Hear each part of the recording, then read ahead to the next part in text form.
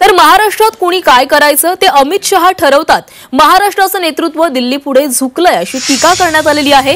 एकनाथ शिंदे अजित पवारांना काय मागायचे ते मागू द्या, त्यांना जे हवं आहे ते कधीच मिळणार नाही अशी टीका संजय राऊतांनी केली आहे. शिंदे अजित पवारांचं कार्य संपलेलं आहे असा हल्लाबोल संजय राऊत यांनी एकनाथ शिंदे आणि अजित पवारांवर केला आहे.